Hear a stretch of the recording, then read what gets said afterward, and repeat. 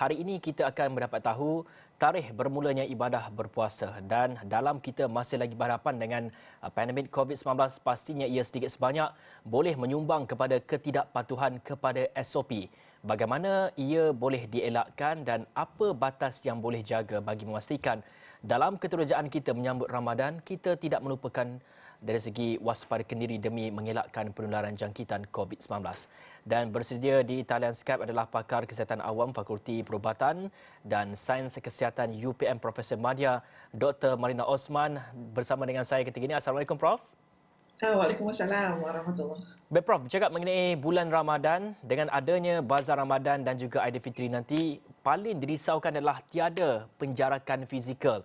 Apa mungkin nasihat Prof kepada rakyat Malaysia sebelum kita melangkah masuk ke dalam bulan Ramadan ini, Prof?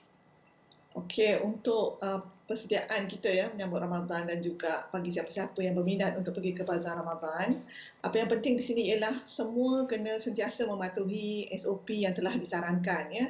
Saya mencadangkan supaya mereka yang nak pergi ke bazar tu biarlah di kalangan individu yang dewasa muda ya, maksudnya mereka yang berusia emas tu pada pandangan saya tak sesuai untuk pergi ke bazar-bazar Ramadan. Kirimlah pada anak-anak atau mereka yang lebih muda untuk pergi ke tempat-tempat yang dijangka sesak ya. Saya yakin di bawah penguatkuasaan bahagian kawasan tertentu, mereka biasanya ada badan pemantau ya, pasukan PGA terutamanya yang akan melihat kepada SOP di bazar-bazar Ramadan seperti mana yang mereka laksanakan di pasar-pasar tani. Namun begitu di pihak kita semua mesti sentiasa menjaga SOP dan tidak melupakan sedikit pun. Jangan pula kita rasa dah kurang ataupun mungkin dah ada vaksin, kita melupakan apa yang sepatutnya kita lakukan. Jadi Prof, adakah kita boleh juga menjangkakan kes akan menaik susulan mungkin dengan bazar Ramadan dan juga solat tarawih yang telah pun dibenarkan ini? Saya menjangkakan untuk tempoh beberapa minggu ni, kes sama ada akan meningkat sedikit ataupun terus mendata. Sejak 3 minggu lepas, kita lihat statistik di situ mendata dan naik sedikit sejak 2 hari lepas. Tapi dengan adanya kedatangan bulan Ramadan ni, saya jangkakan kes mendata sebab kurang ya aktiviti makan minum di luar ataupun yang melibatkan perkumpulan sosial ni secara beramai-ramai. Namun pada pandangan saya, bazar Ramadan dan solat tarawih itu tidak begitu menyumbang kepada potensi untuk kenaikan kes. Seperti mana yang kita saksikan sebelum ini, pola tingkah laku yang terlibat dalam majlis-majlis keramaian banyak menyumbang kepada kes-kes baru dan juga mereka yang di tempat kerja. Jadi kalau misalkan kita telah mengurangkan aktiviti makan minum, secara umum kurang aktiviti bersama-sama, kurang interaksi dan kes juga saya jangkakan tidak begitu meningkat. Dan Prof, Kelantan batalkan bazar Ramadan dan juga solat tarawih susulan kes meningkat, begitu juga dengan Sabah. Bagaimana Prof melihat inisiatif ini?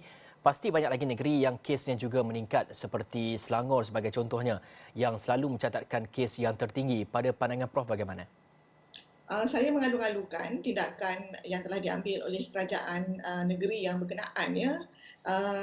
Saya juga ingin menyarankanlah disebabkan kita ada vaksin sekarang ni, di samping SOP yang telah dikenakan lah yang seperti mana kita laksanakan di bazar Ramadan ataupun di masjid-masjid, dengan adanya pelaksanaan fasa 2 vaksin nanti, saya ingat wajar untuk dimasukkan ya kepentingan untuk mengutamakan mereka yang telah divaksin untuk pergi ke masjid ataupun pergi ke bazar-bazar.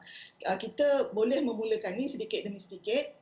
Maksudnya apa yang kita sebut sebagai green lane tu dapat kita mulakan sebelum pelaksanaan sepenuhnya kebenaran untuk rentas negeri bagi mereka yang telah selamat divaksin. Jadi ini juga untuk menggalakkan pemvaksinan di kalangan masyarakat.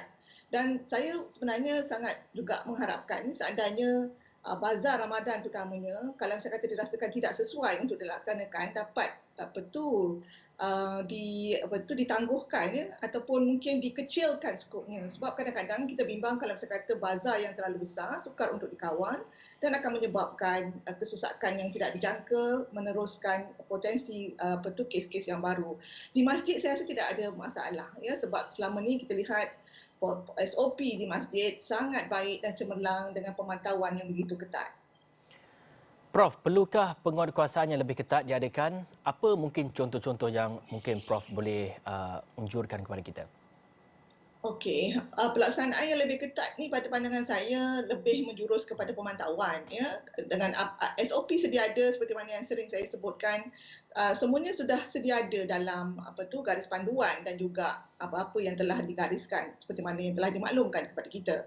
Tinggal lagi pola tingkah laku kita ni, sebab kita ni masyarakat yang hidup secara berkelompok ya, kita ada ciri-ciri kita dan kita ada kecenderungan ya untuk kembali kepada sifat kita apabila berada di tengah-tengah kelompok tu untuk berinteraksi antara satu sama lain tanpa batas. Jadi bila ada norma baru ni, kadang-kadang kita terlupa. Jadi di situlah letaknya kepentingan adanya mereka yang memantau. Untuk aktiviti-aktiviti di luar, saya nampak tidak ada isu, tapi kita berdepan dengan keadaan-keadaan yang mana majlis-majlis yang dirancang di tempat persendirian ya. Saya bagi contoh sebelum ni majlis perkahwinan ya, majlis keramaian, ada yang buat majlis tahlil, kenduri dan sebagainya. Keadaan-keadaan seperti itu kebiasaannya tidak dipantau. Jadi kalaulah misal kata kita mampu ya untuk memberikan komitmen melantik sebahagian daripada individu ya untuk memantau keadaan tersebut, mungkin tularan yang kita jangka tidak akan berlaku.